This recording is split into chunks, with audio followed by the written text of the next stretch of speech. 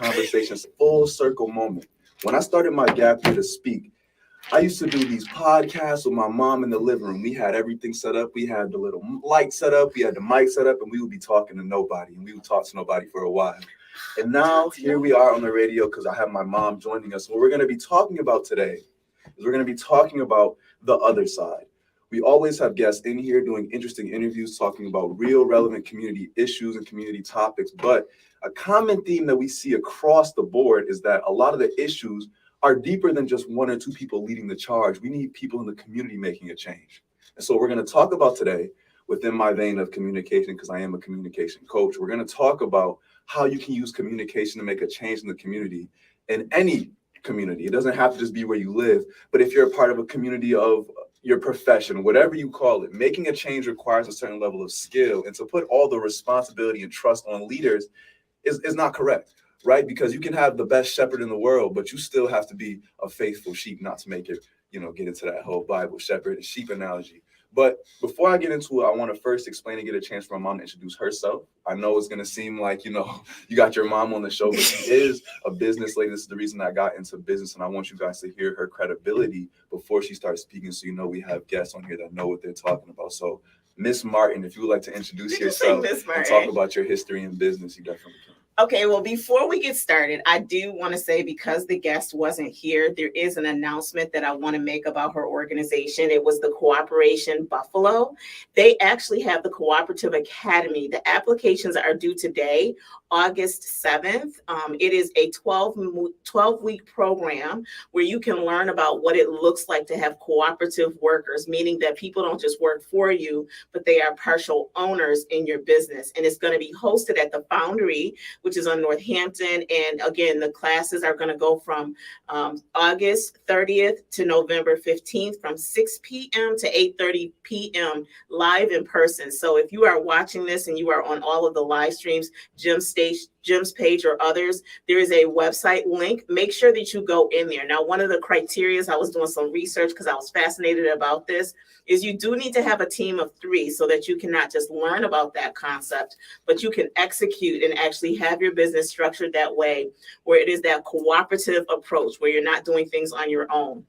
So as this is a great segue into myself, my name is Latasha Martin, and I've been in some form of business since 1997. Oh my goodness, that's a long time.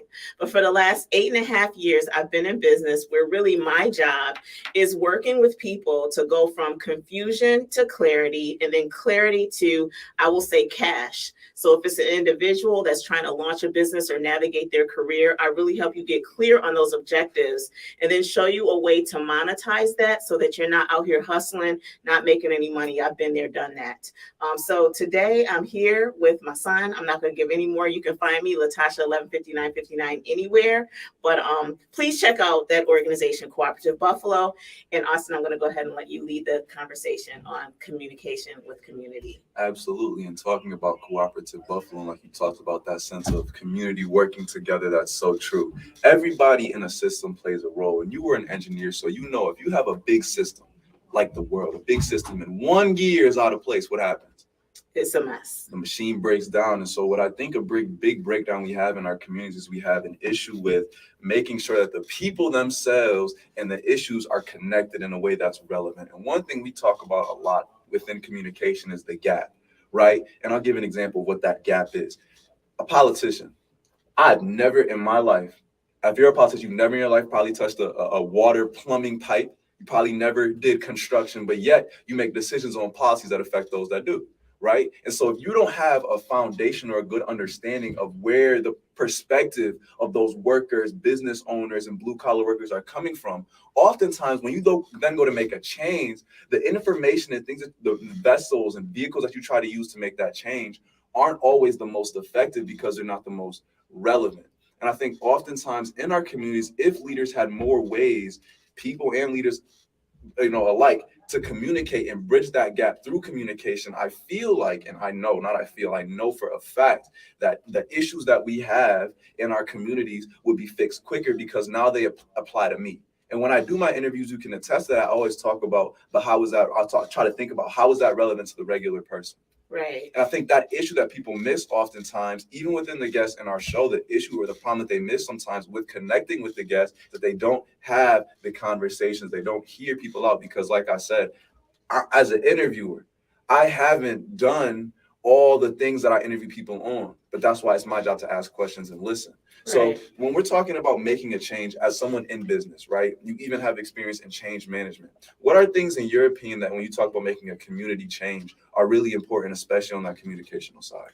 So when I think about communication, specifically for myself, when I first started into business or in business, one of the gaps on why I wouldn't attract the right type of customers, or I would go through these hills and valleys, these ebbs and flows. And so the reason why is because I would use a lot of technical language. So what does that look like? So if I was talking to anybody, I would always say, you know what, I do organizational development and I help businesses with their human capital. And people are like, I don't know what you're talking about. And so when I think about effective communication with politicians or in our communities, I think there's a gap a lot of times because people are talking in language where they're not hitting the mark. And so one of the things I love when I talk to you is even when I'm speaking on things, you challenge me to break it down so that it makes sense and so that our heart connects, but then there's still logic. So I think in communities or even with some of the people that we've talked to, one of the opportunities is how do they connect what they do to the communities that they're called to serve? And I think that can happen in the actual city of Buffalo, or if you are a business owner trying to connect that to the communities that you feel that you are called to lead or influence.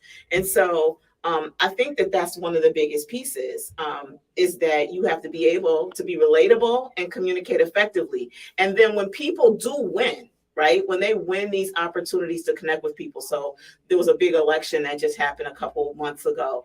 And the people who won, I think it was their ability to connect to the issues of the people that they were calling to serve. But then on the flip side, because I think there's two types of communication with politicians, it's connecting to the people that you're called to serve, and then connecting to the systems and the people who are running those systems, connect to them to say, I'm available and I'm able to do it. Because even though they may be existing people in those systems, those legislative bodies, I think that they need to have the confidence in you and they can actually influence in areas that you can't. And that's something that I had to learn, even with you. Like we talk a lot about communication with communities.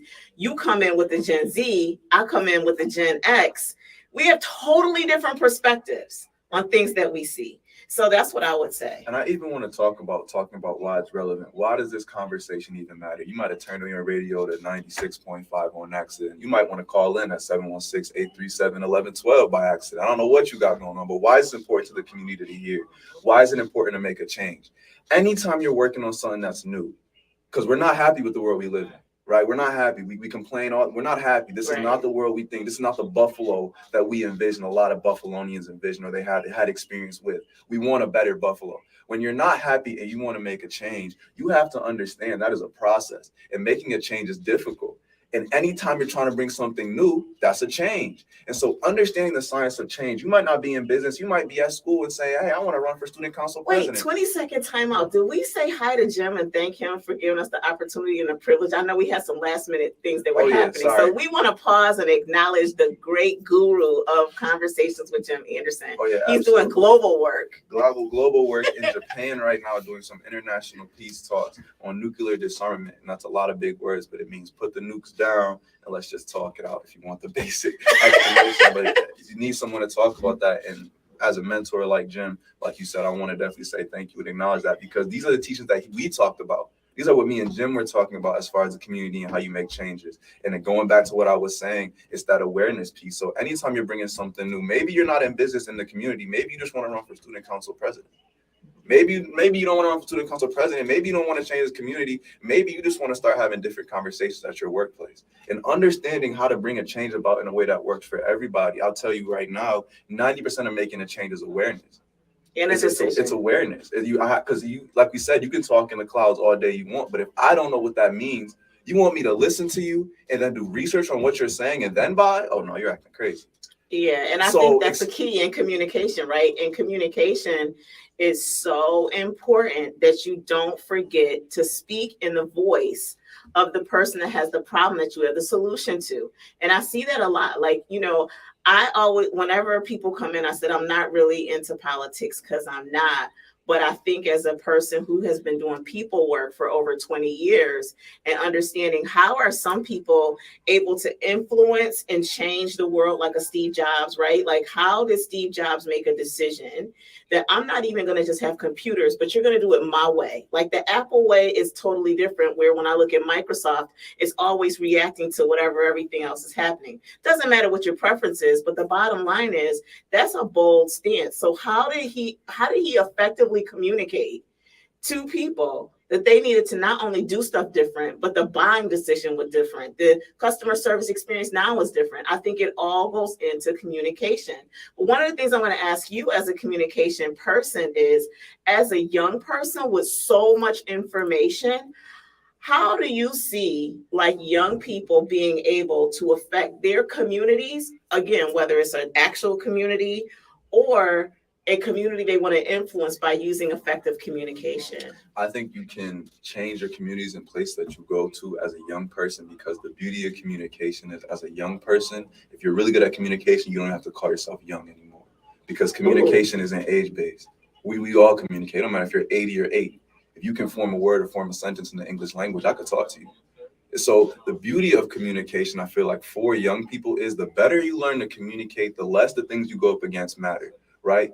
I'm 19, I'm young, I'm Black.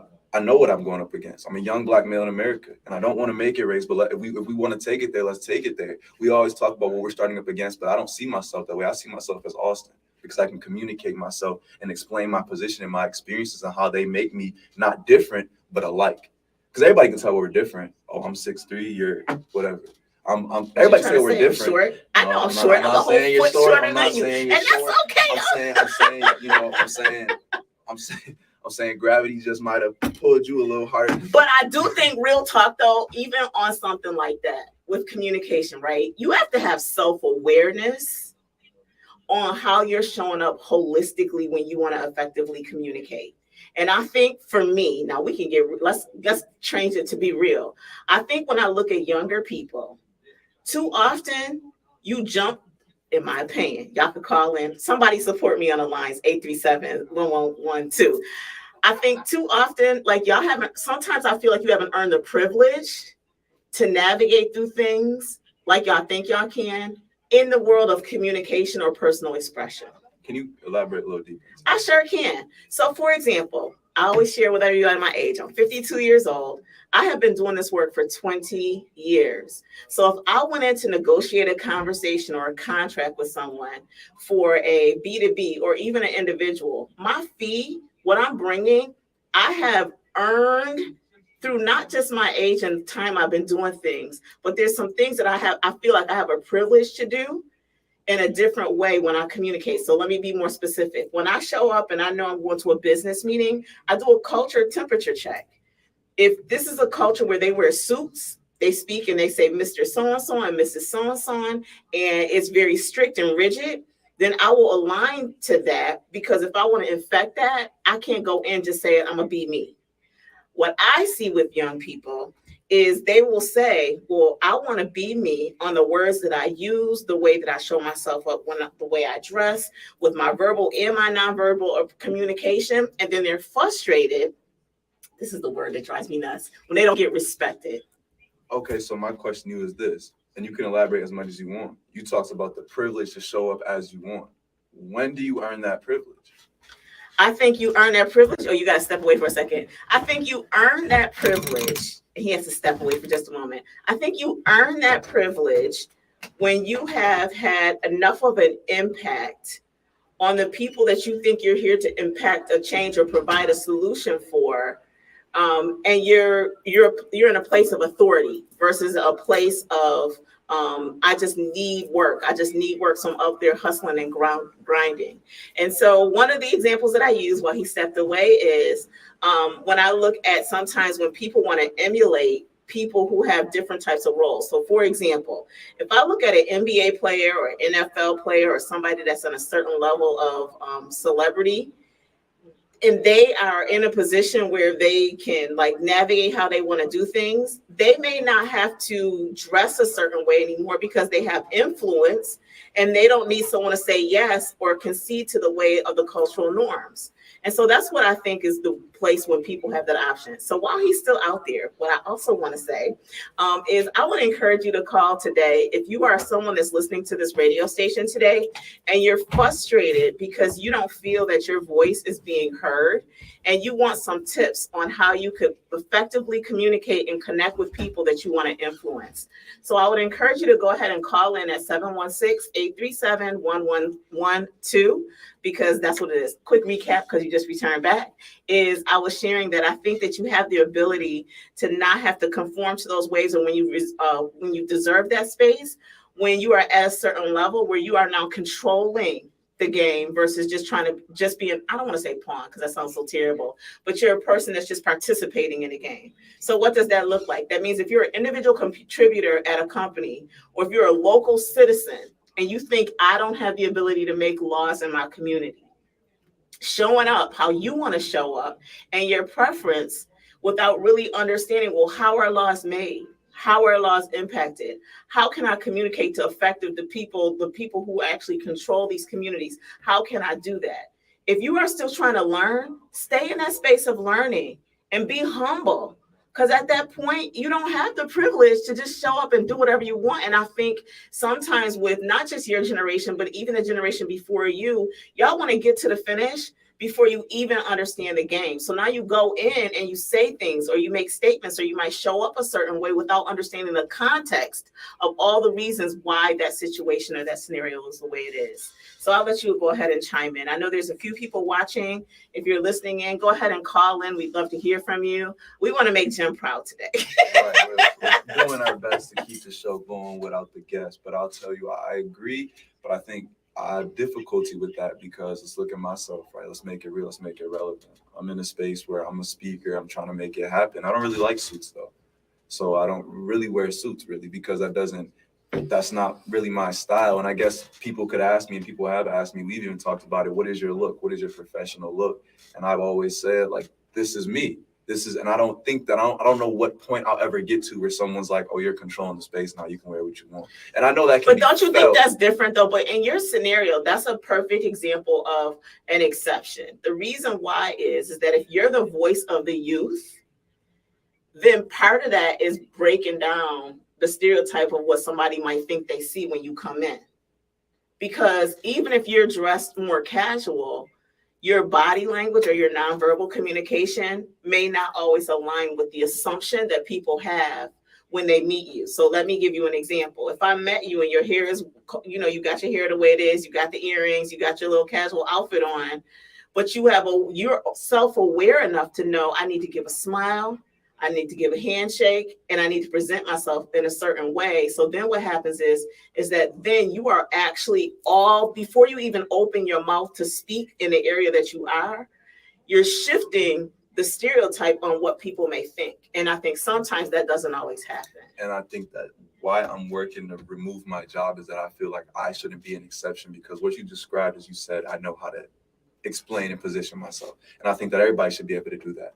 I think that if everybody was, if you go to my website, www.martin, you could. If everybody learned how to position themselves, if you want to take a bigger shift from making a change in the community, if you know how to position yourself, that allows you to make a different level of money that everybody can't make. And I talked about this a little bit on my interview when I was the guest with Jim. But positioning yourself absolutely can definitely make you an exception. I think that what you're saying is very true. I think that just the piece I want to focus on though is that what you said is that I am the exception. I am quote unquote an exception, but only so because of my ability to position myself. And that's not an ability only I was born with. A lot of us can speak. It's just about learning how to use it more effectively. And like you talk about, when you can effectively communicate, you can make changes in communities, you can position yourself differently. And all in all, you can just do different things and everybody can do, because when you can explain why you're doing it, all of a sudden it makes sense. And going back into changing communities when it's relevant and it makes sense, you could see a little bit of me in you. And so even though I have on the Jordans in a board meeting, you say, I see myself in this kid and I want to invest in him. And that's because, like you said, I can position myself through my words. So how would you encourage another young person that maybe doesn't understand all of those things? Because I don't think that happened overnight, right? It was a process, because you could show up a certain way and still fumble. But I guess my question to you is for these young people that want their voice to be heard, but don't think it's being heard. How can you begin? You know, I know you keep saying go to the website, but let's get real and get some practical applications. For a young person, like you had that event in May, and you had a couple of friends, like some of them, I was like, you know what, if you met that kid walking down the street, they don't necessarily smile. Or if you saw this girl, this young lady right here, she may not. What tips would you give a young person to help them be more influential, to communicate more effectively, and then have an impact in the communities that they're in? I would say first, I need you to understand one thing. And this is when I understood this completely changed the way that I look at relationships. You have to understand that, and I know it sounds terrible, people are transactional to some degree in every relationship. You're my mom, I'm your son. But we don't talk because we're mom and son. We talk a lot. We don't talk a lot because we're mom and son. We talk a lot because I learn mentorship from you and you enjoy speaking to me. That's why we speak a lot, because we know a lot of parents who don't, correct? Right. Me and my friends, we hang out, not because I got a car and I'm the funniest guy alive. Not because I got a car and I can speak well, but because we get something out of this hanging out session. And so when you understand that providing value is the key to get indoors, the first step to becoming more influential is you have to understand, why should a stranger on the street care? Why? Okay, you make jewelry. Ooh, I'm not trying to get specifics. I know somebody who actually does make jewelry, but I told her this, and this is what we talked about. You make jewelry, which is great, but you can't compete on price. It's too many. I go on Amazon and get 50 bracelets for $5. You can't compete on price. And it's not right, but there's people doing this for cents a day overseas. You can't compete on price. You got to compete on story. You got to compete on why should I care about your bracelets. And so the first step to becoming more influential is not doing anything externally. It's internally understanding that you need to provide a value for people to want to listen. And when even within speaking, like I said, I love communication to a T. I think it's one of the greatest skills ever. But I recognize the average kid, the average adult hearing me say I'm a communication consultant doesn't care. No, they don't care. And that sounds terrible. They don't care. And I don't blame them. Because why would you? Let's do the exercise in front of you. Why does communication matter? Do you think it matters? I think communication matters huge. Well, we've talked a lot. So no, but I would no. But even before you, the reason communication had to work for me, I'm gonna be real honest. Like when I graduated, my college, Lord, thank you for getting me out of college, because my GPA collectively, if it was a 2 point something, but I always knew if I can talk to somebody, I probably can persuade them to give me a shot. Then when they gave me a shot, I had to know, how do I work this out? So I always had to learn how to communicate, because I felt like I had a handicap. You are different than me. Your grades were great, right? So I don't know, but you've been that way since you were little, of knowing how to effectively communicate. So for me, I don't say it just because we talk about it a lot. Even right now, I have to position myself to what you said. If a customer wants to work with me, I know I'm not the cheapest. I don't even try. Matter of fact, I'm not even average. I would say I'm probably very expensive. So that has to be a hard consideration on why someone would want to work with me. But I say if they give me a chance and I can effectively communicate the value to them, not to me, to them, and then I deliver on that, that's when opportunities happen. But for a young person, I think that that's different. That's different because I think I have a history on my side that I could say, here's proven times, and you guys have to position that differently. I don't even think it's necessarily history. I think you're an exception to the rule. And obviously you are, because that communication importance to you, but that's what instilled that in me. For most people, they don't know why communication is valuable. Like I said, they don't care. And I know care sounds a little aggressive, but it's the truth. If you don't pay attention to something, it's because you don't care about it, which is fine. I'm not upset about it because people don't understand, right? So what happens is people say, what's communication important? Oh, because you want to talk to people. Why do you want to talk to people? Oh, because, it's nice to, what is that going to do for you? And this is what I tell young people too. What is that going to do for you? You sound clear? What is that going to do? Nobody cares you can sound clear. Communication can help you make money, and now people are listening. Communication will help you get that girl you like, now people are listening. So the first step to become more influential is to understand, what do people care about? Because you got to understand, people live on value systems. I promise you don't go to that grocery store you think you do just because you like it. It's got to be that is true, because communication, right? Deeper levels, and so that's in true. advertising, that's in product, and that's in marketing. Communication is a universal skill, and so the first step to become more influential is understand why it's important. The second step is understanding what vehicle matters, right? Because you got to work within your skills. So this is a lot of mental work that goes on behind the scenes, which is why communication is a skill that's external, but it's an external representation of your internal state. You got to be right in your head, and these are what I call mind shifts. So first, understanding that you got to understand why it's valuable. The second, you got to understand yourself and understand the vehicle. How are you going to do it? How are you going to explain it? Where do your fish reside? And I learned this late in my gap year. Not even a gap year anymore. I learned this late in my business. I had to hit my head. I had to hit my head a bunch of times. But that's a question. And now I can come to tell people honestly, genuinely, because I didn't understand why it was relevant to me. So see, this is okay, parents. I'm talking to parents for 5 seconds, because I think that's one of the pieces. Like, as parents, we project, right? So we say what's important to a kid for why we think it's important to them. Well, where does the breakdown happen? It's not important to them yet.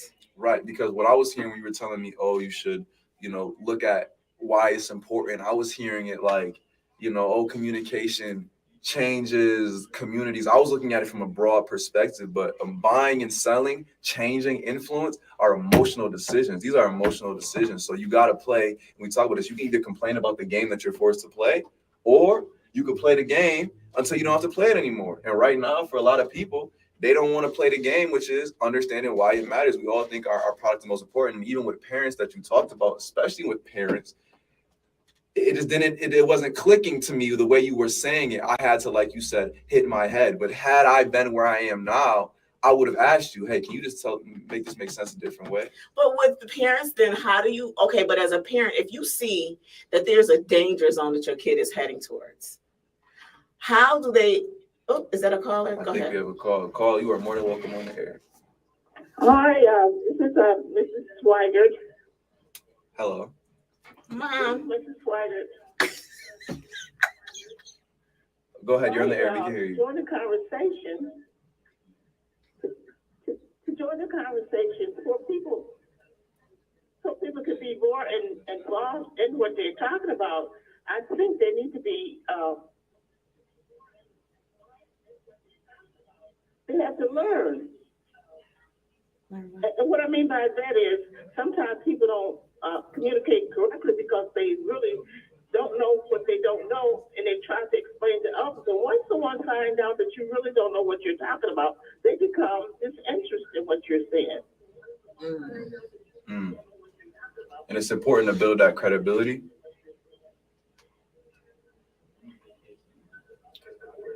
I don't know if she can hear you. Okay, I don't know if hello? I'm still here. Okay, and I was asking you, it's important to you to build that credibility as a speaker, as someone who's providing information, correct?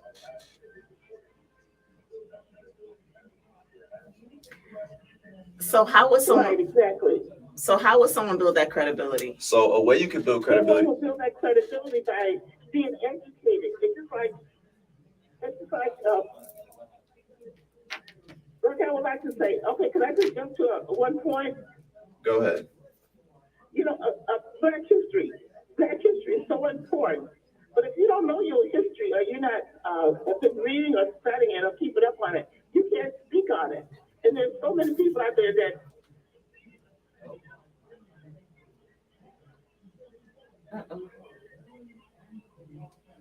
Hello?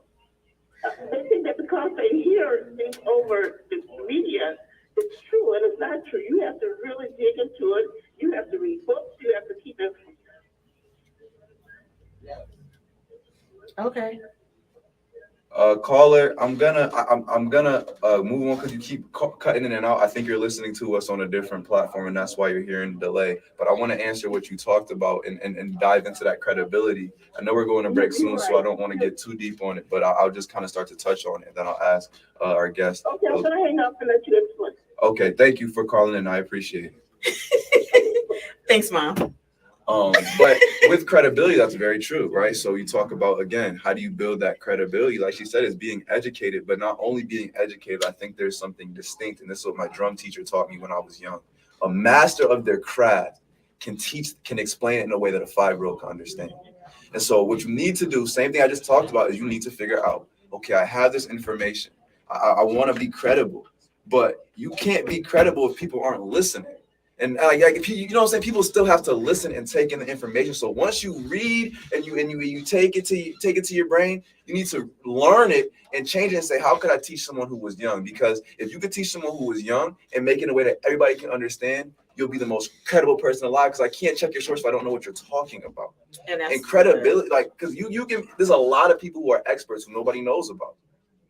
Right. How credible are you if nobody knows who you are? And that sounds terrible, but we're not getting into businesses to fail.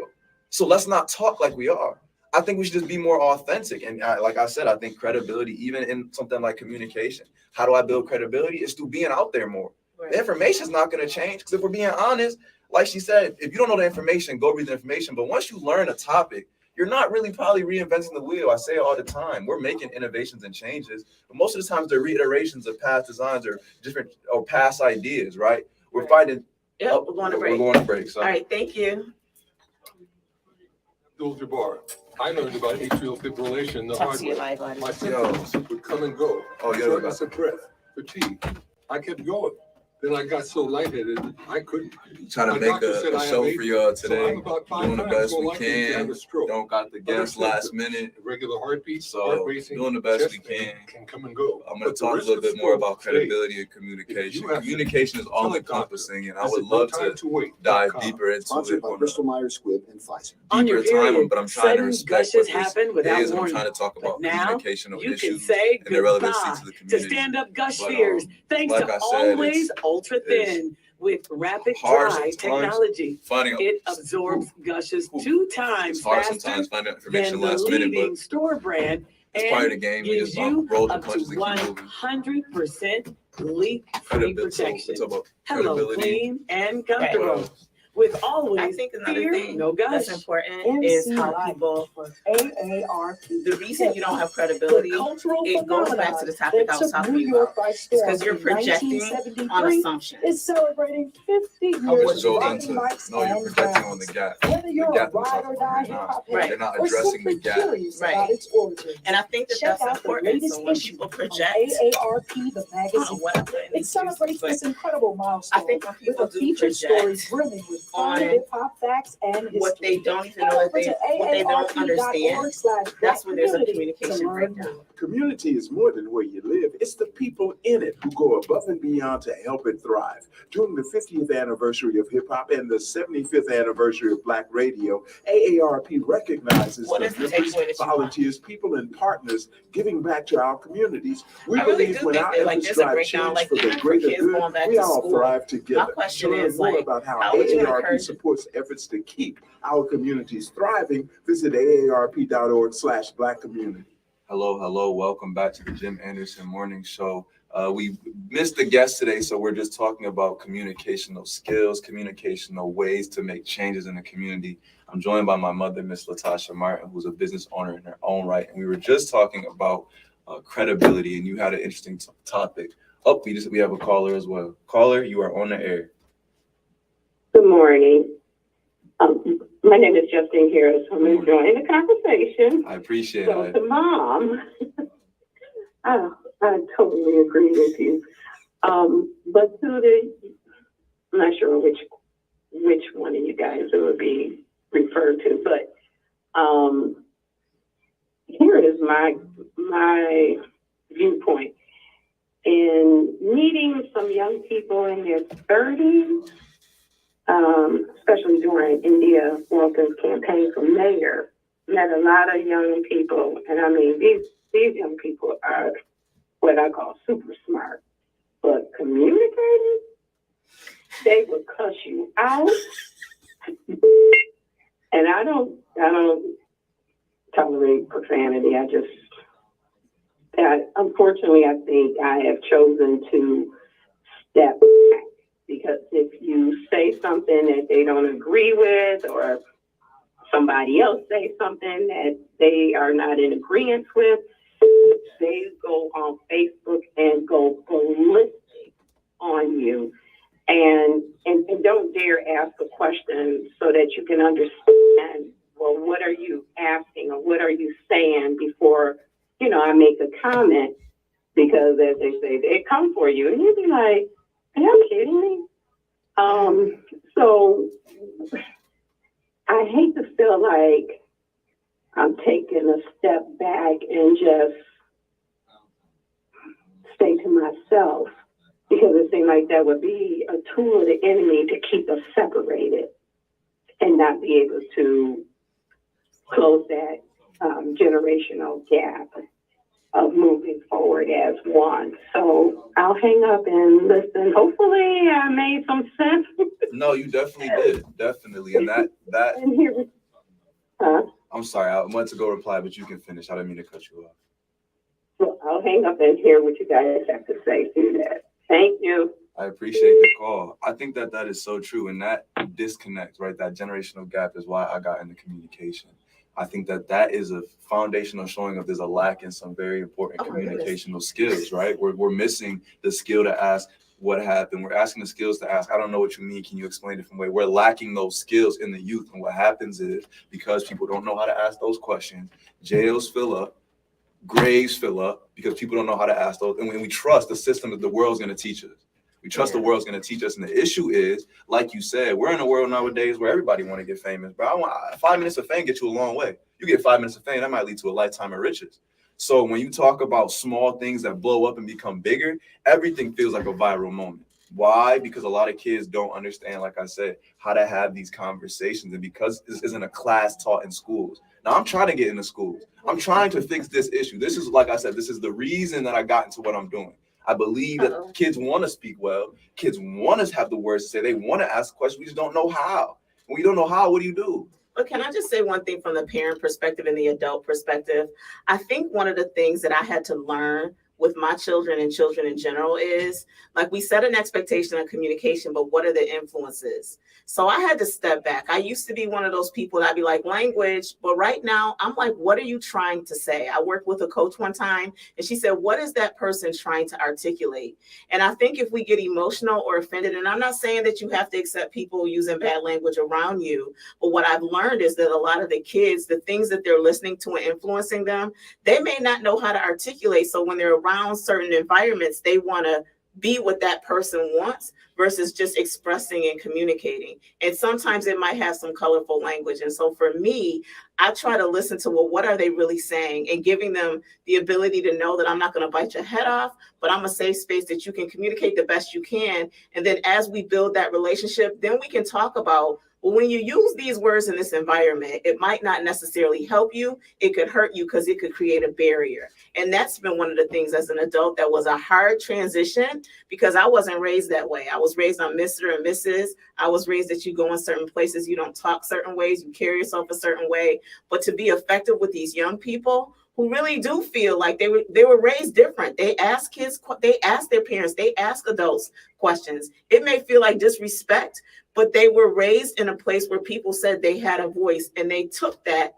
And sometimes it could feel like disrespectful. But I think if you can get to the essence of what that person is saying and try to build that relationship with them, you will see a change in how they treat you and your ability to influence them for other things. And I understand that communication is a two-way street. So I'm not going to tell you that you should fully, like she was saying, you don't have to accept how anybody is speaking. And it's completely your right in communication to say, I'm not having this conversation anymore. That's one of the biggest parts of communication, learning when it's just not your battle. It's just not this battle for this war. But that being said, I think that kids don't have the words. They don't think they have the words to say it other ways. Words, the curse words, seem like this is the only way you're going to listen to me. And oftentimes when I hear curse words, especially from the youth, what I look like, what I see it, oh, this is me showing, you showing me that you don't feel heard. You feel like you got to use cleft language because y'all not listening. What's going on in the house? And so there's so many different aspects of communication. What I hope for, the future that I desire, is not a future where people never curse, or not a future where people want people to curse. It's a future where when someone curses, they can say, did that make sense? And you can say, yes, I don't like you cursing. They can say, okay, I'll say it another way. That's all I want. I want us to be able to have the conversation. I want you to be able to have that, say what you just said to me on the phone in person, and say, this is how your cursing makes me feel. And they can say, this is why I curse. I know. And we can find a happy middle ground. And it sounds so fluffy in the future, but that's how I talk. That's how my relationships are. That's how we do it. We knock things out. We nip things in the bud because oftentimes it's a miscommunication, a misunderstanding. It's a disconnect between intention and perception.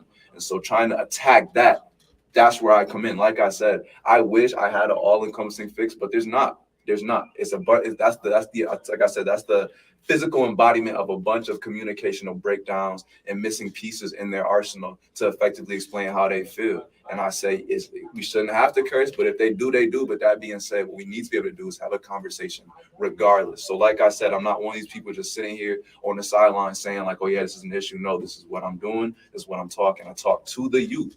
Matter of fact, if you know a youth organization, if you know a youth, reach out, because this is what I do. I help kids find the words to either say it with curse words in a way it doesn't sound bad, or say it where people understand why I'm cursing. Because I'm not gonna lie, sometimes I curse, but I can tell you why, because it's things that I'm passionate about. And I'm not happy about it. I'm not wearing that on my sleeve. I'm not saying that's what everybody should be doing. But what I'm saying is, when you understand why I'm cursing sometimes, it makes a lot more sense. I'm not cursing at you. I'm cursing because I'm passionate. But it's something you got to work on and choose and pick your battle. But I also think you do need to look at the communities that people come out of. Like, until I started working with different groups of people, and I would see, oh, this kid is communicating this way because this is how they communicate at home. Like, that's the only way. So it might feel like, oh my goodness, they don't do that. But when I have seen people and in their immediate family or the community they're in, that's how they talk, they don't even know it's wrong. They don't even know it's wrong. And nobody is to say it's wrong. That's what I even want to push back on. Nobody's to say it wrong. We just don't understand why you're doing it, right? Because you knew why they was cursing, you might be like, I get it. If they was like 20 years, I ain't like, you might, someone was struggling for 20 years. I think you might have, let's say you were falsely imprisoned for 20 years. You came out, you can say whatever you want. In the car ride home, you want to say blank the government, whatever you want, bro, because you would understand. You did 20, you would understand. It would make sense. But it doesn't have to be 20 years of jail. Someone could say, like you said, this is all I've ever been around. I was forced into this environment and I'm a product of it. Oh, shoot. Okay, now I get why you're. We don't do that here. Okay, that's fine, but this is where I do where I'm from. But I think you have to build that relationship. But you have to build the relationship to have the ability to even get there. That's all I'm saying as adults, especially if you are the authority figure. You have to build sometimes, and it's not fair. Sometimes you have to flex more than you're comfortable with to build the relationship to say they're not judging me. They are trying to hear me. There's just a breakdown. But if there's not that foundation of what I use in my faith walk is love, and love is a decision to take what you say, the communication high road. Right. And I think that even what you just talked about, building that relationship, to me, building a relationship is showing that I want to listen and I want to dialogue. I want to have a conversation. That's the work of building a relationship, is the transferring of ideas, of feelings, and knowing that transformation is appreciated. That's how a relationship is built. And so, again, like she was saying, understanding the context is important. However, like I said, as a communication person, I do believe that even if you don't know somebody, the best way to build a relationship with somebody is what? Demonstrate that I want to listen. That's one of the best ways. So that's all I would advise. If you want a tandem piece of advice, next time they're cursing and swearing, because like you said, you want to make a change in the community. We need people like you to make a change. We need everybody from every generation to make a change, because everybody plays a wheel. Everybody's a cog in the wheel of change we're trying to make.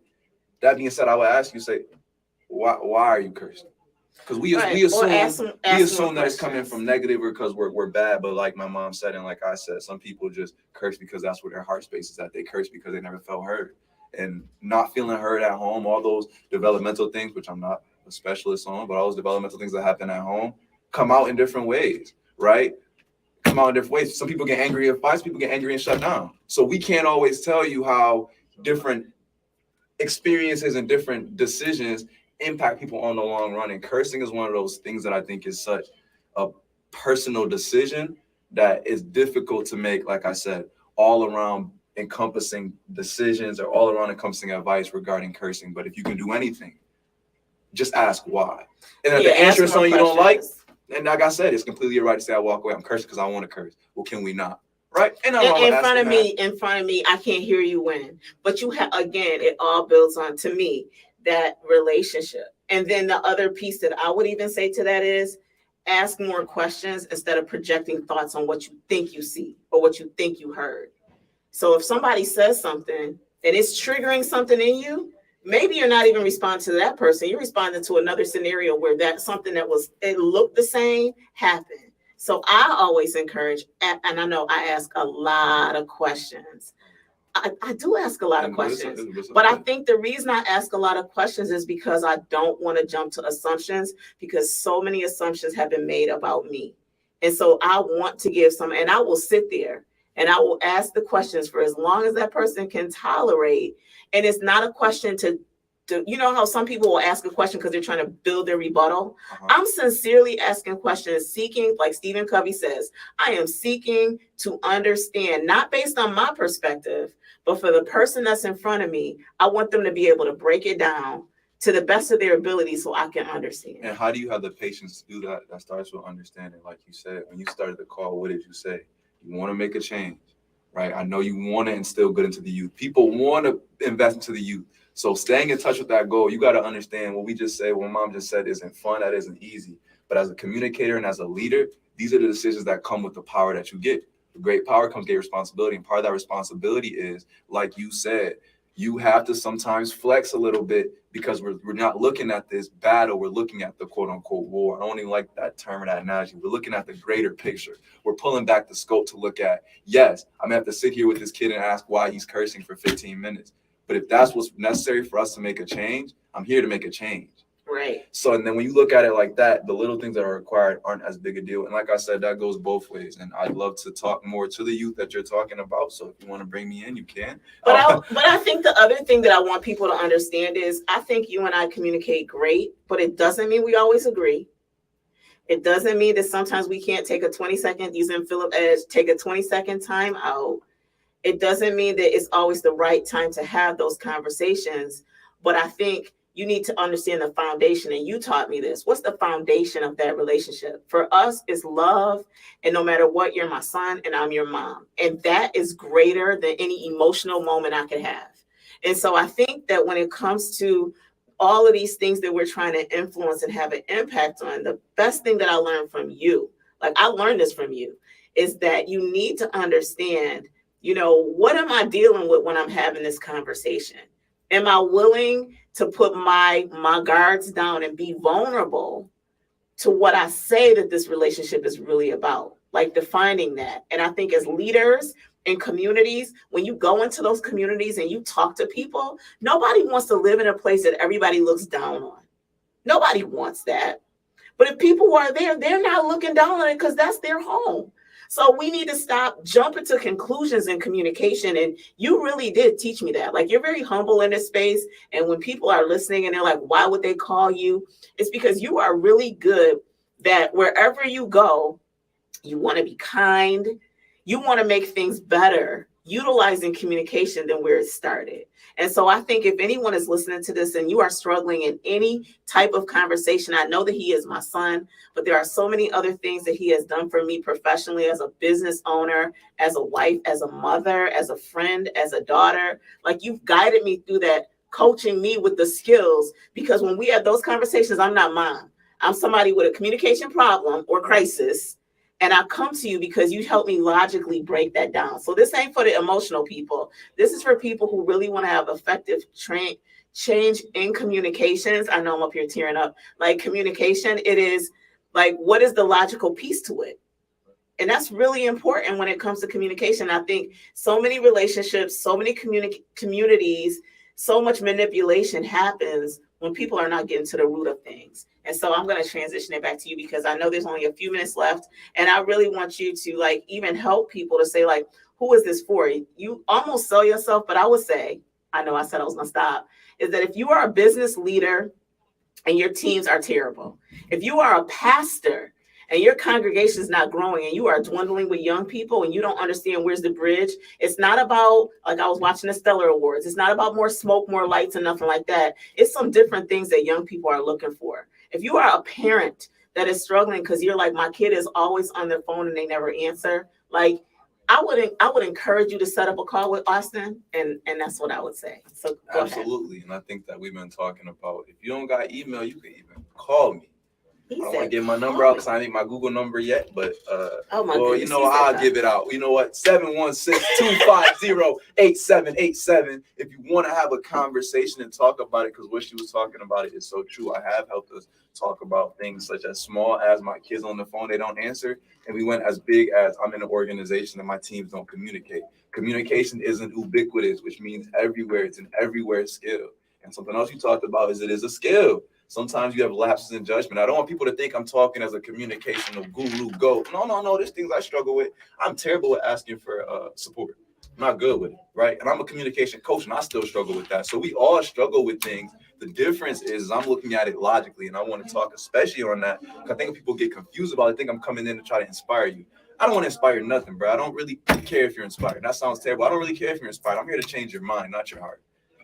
And the issue with that is people don't understand what that means. It's a 3-step process, and the first step is discovery to figure out what is the real issue and how do we fix it. It's not hard, but like I said, Mom, it's not relevant. People don't want to change bad enough. People will call and say people are doing this, but then you won't call to get it fixed. So I pray that y'all listen. I know that it's something important, and even when we talk about assumptions, it impacts so many more areas of our lives than people think about. Past community change, making assumptions ruins people's lives. Let's talk about assumptions. I used to make this assumption every time that I would go to the gym. It was going to be busy and I was going to have a bad workout, so I wouldn't go to the gym. I'm 6'3", 140. I need to be in the gym. I need to be eating in the gym and in the kitchen. But guess what? I wasn't going because I was assuming that when I was going to get there, it was going to be terrible. I had to communicationally coach myself and say, how are you talking to yourself? And why are you assuming that everything's going to be negative? Because God didn't write that in your ability list. That wasn't one of your gifts. You didn't get clairvoyance. You can't predict the future, so you better just go and find out what it is. That's a communicational thing, because you talk to yourself, right? It's not just one of you in your head. I'm not trying to sound crazy, but you talk to yourself. How you talk to yourself is communication. How you talk to others is communication. How you talk in business is communication. How you talk at home. These are all communicational areas that I help with, and with assumptions especially. You will assume that your issue isn't communication based. And I would say I can't get you a 6-pack with communication. I'll tell you that. But yes, you can, because if they communicate to themselves the right way, they will create habits to help them get their 6-pack. You laugh. You said it's a stretch. I don't think it's a stretch, because self-talk is real. It isn't real. I'm not gonna say that is true, but I'm not saying if you want a 6-pack, come to me first. I can't say that. But what I can say is that if you have issues in your life, whether you know the cause or not, I guarantee they're impacted by communication in one way or another, because it involves you or others. Guess what? It's communication, marketing, communication, money, business, communication, right? Logistics, communication. So I don't want to over exemplify, but what I want you to take away from this, the goal for this conversation is this. The goal for the conversation is this. If you are in the community, if you're listening, if you're somewhere and you want to make a change, just don't sleep on communication as the way, because it's so much bigger than we realize. It's so much bigger than we think. And things small, such as cursing, are bigger than you think. Things small, like not answering the phone. I know we keep touching on that, but that's important. Your kid on the phone don't answer the phone. Bigger than you think. But also it's fixable. It's fixable. And when we look at it like that, the things are fixable. Our communities are fixable, right? We cry at politicians, but they're fixable by us. But how do we do that? Is we have to be able to communicate. And I know we only have about a couple minutes left, so I don't know exactly, what you want to. I think that I do want to go back to, and I appreciate everyone listening today. I know that Austin's contact information is on the screen, but I do want to do one more time, because I know I'm shifting back to our original guest. The original guest that was supposed to be here was from Cooperation Buffalo. It is the Cooperative Academy. The applications are due today, August 7th. It is a 12 weeks in-person experiential thing on how do you run a business where your employees are actually part owners. And so if you want more information, go to the link that's online. It's just www.cooperationbuffalo.org. You can go right to the homepage and click on that Learn More and apply. The deadline is today. So I just want to wrap up and just say thank you again, Jim, for trusting us with your space. We appreciate that. If you want to get in touch with Austin, the contact information is online. And Austin, you can go ahead and close us out. Absolutely. Again, like I said, logistically, we didn't get the guest today, but I hope that all the listeners got to have at least get something, get a nugget, get something from the conversation. Next week, we should be back with our regular guest schedule. It's been a pleasure, and we're off the air. Have a good one, Buffalo. Thanks. Bye-bye.